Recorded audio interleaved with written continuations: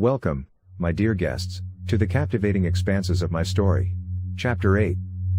Research prevailed in a truly frenetic movement in the holy halls of the Imperial. Under the unwavering guidance of the brilliant chief scientist Rita Griffin, the zealous researchers, with a dedication that sought their equals, worked on the limits of the possible. Rita, a true visionary, walked with persistent grace through the endless corridors of the laboratories, her eyes full of determination and her mind filled with an unstoppable curiosity.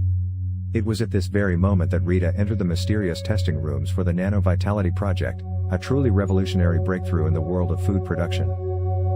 The air was filled with an electrifying tension as it opened the doors to the chambers and threw a glimpse into the future. In this sacred place of progress, the foundations were laid for a new era in which hunger and lack would belong to the past. Rita inspected every inch of the chambers with trained eyes and unwavering determination. She was fascinated by the tiny but powerful nanoparticles that powered the plants and accelerated their growth. It was a milestone in agriculture's history, and Rita could not wait to see the results of this groundbreaking technology. The energy fluctuations are now in a stable state, the technician announced with a voice that was characterized by years of experience and unwavering knowledge.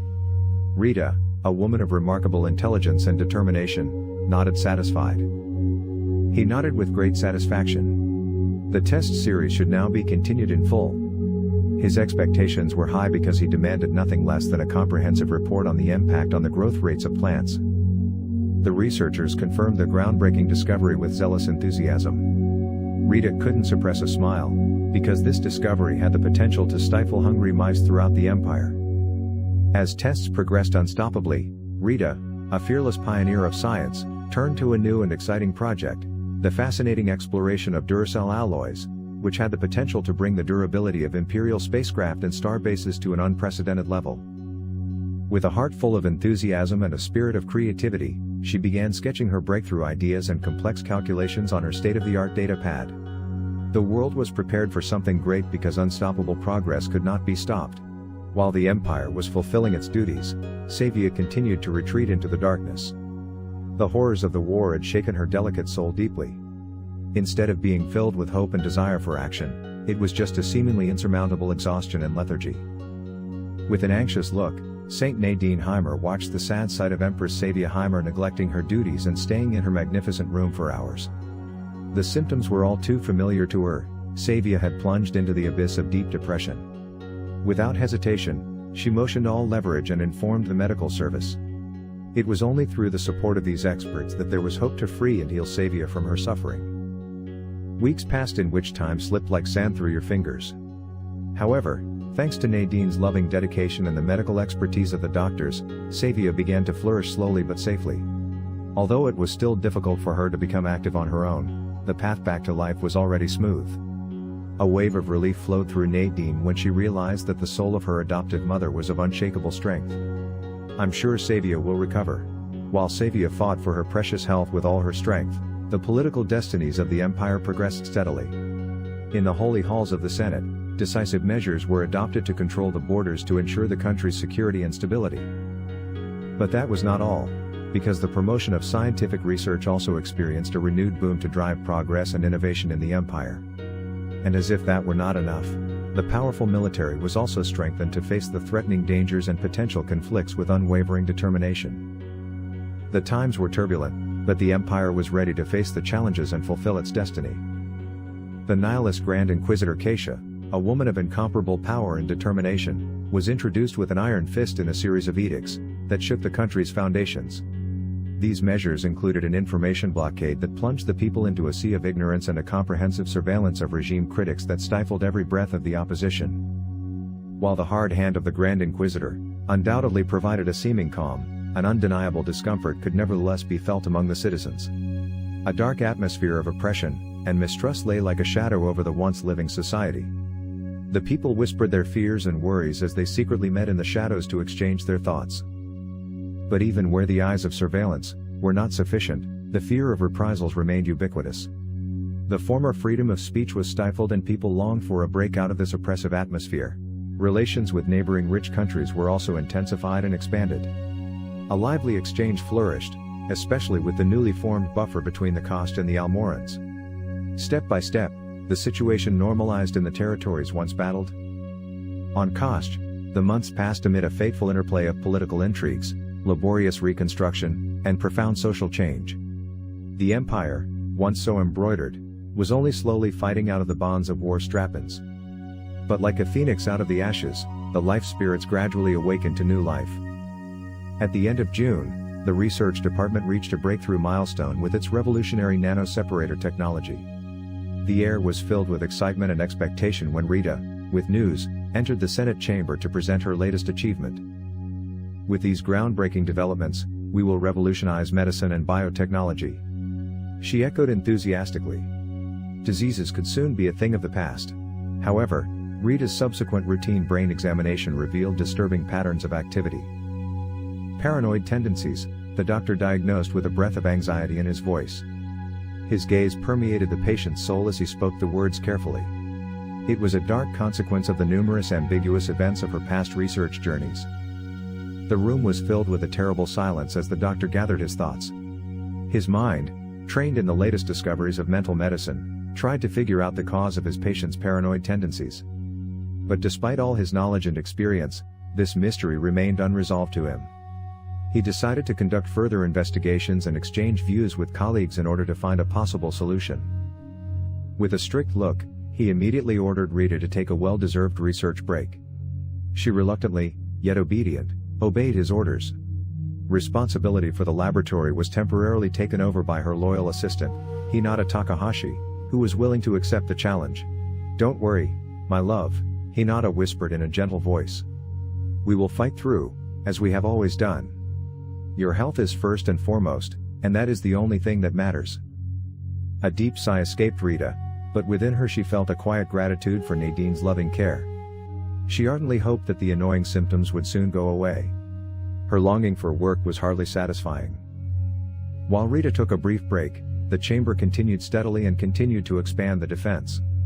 In the midst of endless debates and heated discussions, she finally made the groundbreaking decision to release funds to build monumental planetary defense systems. Keisha insisted on the implementation of the project. "The safety of our worlds is a top priority," she argued passionately. Admiral Kate Brock, who was always a supporter of military strength, also nodded in agreement. With vigorous enthusiasm, the young admiral urged for a strengthening of the fleet in order to be armed for future conflicts. Her unwavering ambition knew no boundaries. Savia listened to the discussions with silent devotion. In her fragile condition, she still found it difficult to take the initiative. But deep inside, there was growing unrest in the face of the threatening arms race. She longed for the peaceful days that preceded the war, when the thirst for exploration and not the fear of enemies determined her policy. But for the time being, she had no choice but to wait patiently and hope. Her voice was still too weak to be heard. In the deep abysses of the human soul lies a secret that must be deciphered. Rita felt she had to take another step to complete her research.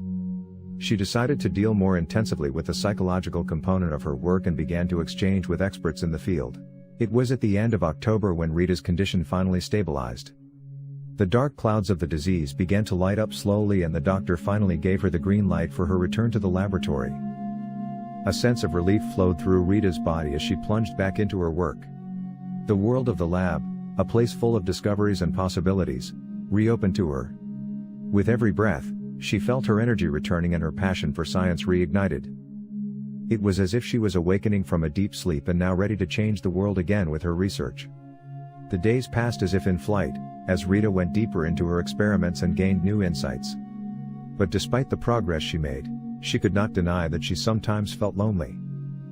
She longed for someone to share her ideas and discoveries with, someone who was as passionate about science as she was. But Rita also knew she couldn't give up. She had a mission and would continue to work hard toward her goals. However, her usual enthusiasm was dampened when she spoke these words. The forced break had stimulated her thoughts and led her to reflect. With an unusual seriousness, she turned to Hinata and said, "We must use our discoveries with responsibility. Because not every progress is a blessing." A charming smile adorned Hinata's face. "My dear friend, you are applying wisdom. Your sharp mind will undoubtedly explore the right path," she whispered with a voice filled with deep knowledge and warmth. With calm determination, Rita began her work from a new one. A spark of her passion had returned, albeit in a shaped shape. She patiently recalibrated the sequencers, happy to be back in place. The galaxy was in front of her, an endless ocean full of unexplored possibilities. The delegation's composition was passionately debated in the highest circles while the world held its breath. The question of first peaceful contact with an alien civilization was of immense importance and carried an enormous risk. But finally, after long and intense negotiations, a hand-picked group of brilliant scientists and experienced diplomats agreed to represent humanity in this historic encounter. The tension was formally in the air as the delegation set out to explore the unknown. The world held its breath while the hope of breakthrough knowledge and peaceful coexistence with another species flooded the hearts of humans. What would this encounter bring? What secrets would be revealed? The future of mankind depends on the hours to come when the delegation reaches the alien civilization spacecraft. The eyes of the world were on them as they were preparing to open the door to a new era of interstellar contact. With unwavering enthusiasm as the Empire prepared for the forthcoming First Contact, Admiral Kate Brock sparked a wave of modernization within the mighty Second Fleet. As an experienced and wise commander, she recognized the irrefutable importance of continuously operational defense.